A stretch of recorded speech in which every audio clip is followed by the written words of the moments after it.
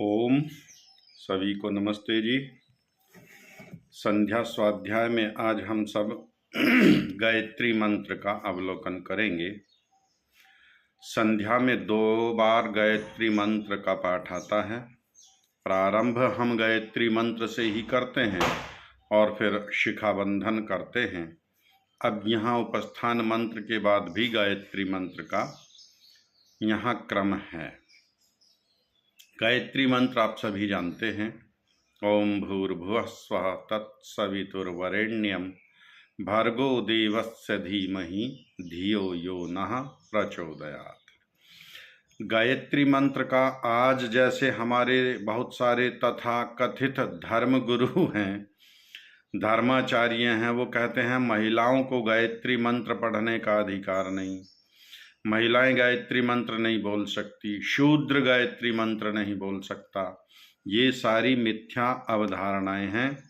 गायत्री मंत्र वेद का मंत्र है और चारों वेदों में सर्वोच्च स्थान गायत्री मंत्र को प्राप्त है। इसका मुख्य कारण ये कि इस गायत्री मंत्र में ईश्वर की स्तुति, प्रार्थना और उपासना तीनों का ही समावेश है, इसलिए इसे सर्वोच्च स्थान प्राप्त है। और इस गायत्री मंत्र में सद्बुद्धि की प्रार्थना की गई है। क्या माताओं को सद्बुद्धि नहीं चाहिए? क्या महिलाओं को सद्बुद्धि नहीं चाहिए? क्या शूद्रों को सद्बुद्धि नहीं चाहिए? क्या महिलाओं को और शूद्रों को सन्मार्ग पर चलने की मनाही है? वही तो प्रार्थना इस गायत्री मंत्र में है। ओम सर्वरक्षक परमपिता परमात्मा का नाम है। भूः प्राण स्वरूप है, जो सबको प्राण देने वाला, सबके प्राणों की रक्षा करने वाला है। भुवः जो सबके दुखों का विनाश करने वाला है। स्वः जो स्वयं सुख स्वरूप, आनंद स्वरूप है और सबको आनंद देने वाला है। तत् उस परमेश्वर का हम ध्यान करते हैं। सवितः और वो कैसा परमेश्वर है? सविता स्वरूप है, जिसने सारे संसार की रचना की है। हम उस परमेश्वर का ध्यान कर रहे हैं। क्यों कर रहे हैं?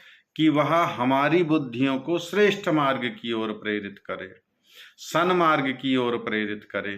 और कैसा है? भर्गः। भर्गः कहते हैं भूंजना, भून देना। हमारे अंदर जो राग द्वेष हैं, इन सब को भून देता है, नष्ट कर देता है। मनुष्य जो भी कार्य करता है या तो राग से प्रेरित या तो द्वेष से प्रेरित। और जब ये राग और द्वेष दोनों ही समाप्त हो जाएंगे तो मनुष्य के सकाम कर्म भी समाप्त हो जाते हैं। हमारा प्रातः जागरण से रात्रि शयन काल तक जितना भी कर्म है वह सकाम कर्म है। उसके प्रति हम कुछ फल चाहते हैं, धन चाहते हैं, प्रसिद्धि चाहते हैं, ऐश्वर्य चाहते हैं, प्रशंसा चाहते हैं। ये सब सकाम कर्म है। और निष्काम कर्म, जिसमें हम कोई सांसारिक फल नहीं चाहते, केवल मुक्ति का हम फल चाहते हैं, इसका नाम निष्काम कर्म है। राग द्वेष के समाप्त होने पर सकाम कर्म समाप्त हो जाएंगे, केवल निष्काम कर्म बचेंगे।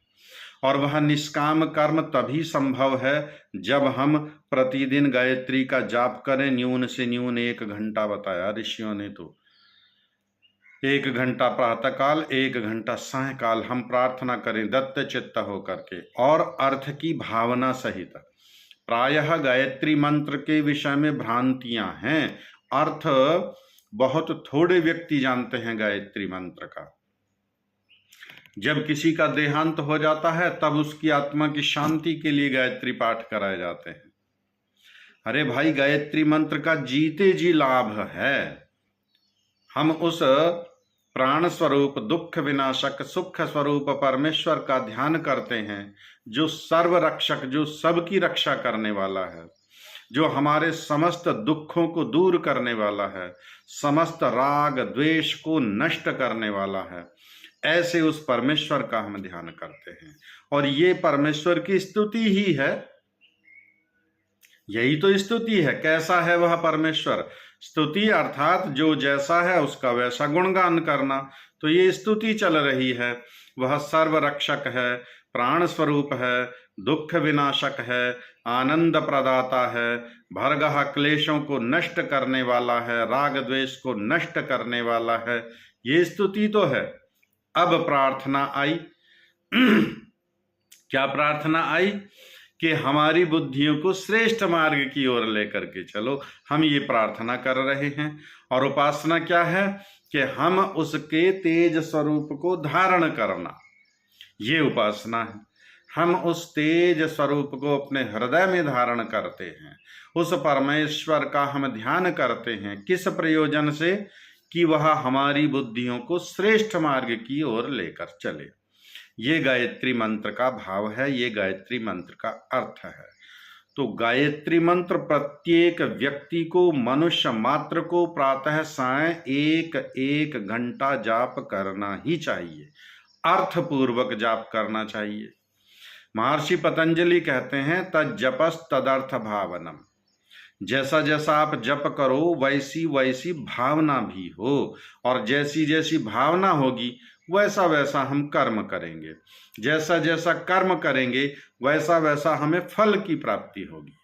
इसलिए जो भी हम मंत्र का जाप करें वह अर्थपूर्वक जाप करें, तभी उस मंत्र की सार्थकता होगी, तभी हमें उसका लाभ मिलेगा। आप सभी का बहुत बहुत धन्यवाद। सभी को नमस्ते जी।